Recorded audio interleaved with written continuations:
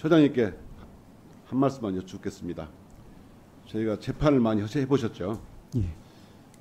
재판을 하는 사건 중에 예를 들어서 본인의 법관의 본인의 관련된 사건이라든가 법관의 아내에 관련된 범죄 사실이 기재된 이런 재판이 재판이 맡게 됐다면 그때 법관은 어떻게 합니까? 보통 회피를 좀 많이 할 것 같습니다. 맡으면 안 되겠죠. 저는 이 최병 특검법, 저는 윤석열 대통령이 우즈베키스탄에 가 있는 이종섭 장관에게 통화한 사실이 밝혀지면서부터 그 이전부터 대통령이 관여된 것이 아닌가 의문을 가졌지만 이 통화 내역이 공개되면서부터 윤석열 대통령 본인 특검이라고 확신합니다. 직권남용의 범위가 어디에 있을까? 바로 제3자 본인 또는 제3자 이익을 위해서 직권을 가타가야 직권을 핑계로 행사했을 때 직권남용이 되는 겁니다.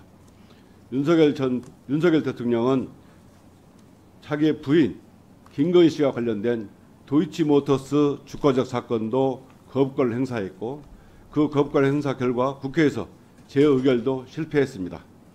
결과적으로 본인과 본인의 아내가 관련된 비리에 관한 수사는 모두 할 수 없도록 만든 겁니다. 국민들께서 자신과 그리고 자신의 아내에 대한 비리를 수사하라고 통과시켜준 법을 거부하게 된 겁니다.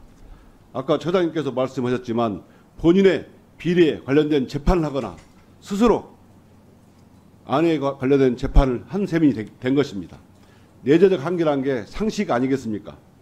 저는 윤석열 대통령과 그 아내에 대한 이 법은 반드시 특검으로 통과되어야 한다고 생각합니다.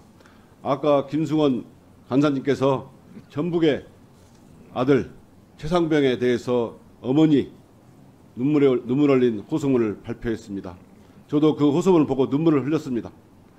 이 정권, 윤석열 정권, 인간이 사람이 죽은 이태원 참사 사건, 오송 사건, 최상병 사건, 왜 그렇게 사람이 죽은 사건에 대해서는 진실을 밝히려고 하지 않고 숨기려고 하는 것입니까? 왜 용사는 그렇게 진실을 숨기려고 국힘은 왜 그걸 거수기 노력을 하는지 정말 국민들 한 사람으로서 저는 이해가 되지 않습니다. 이번 기회에 최상병 특검이 거부된다 하더라도 우리는 분연히 가야 됩니다. 반드시 최상병 특검을 통과시켜서 국민들 앞에 얼마나 생명이 귀중한지 증명해야 합니다. 이게 저희들이 사는 자의 몫이라고 생각합니다. 반드시 신속히 통과시켜주기를 바랍니다.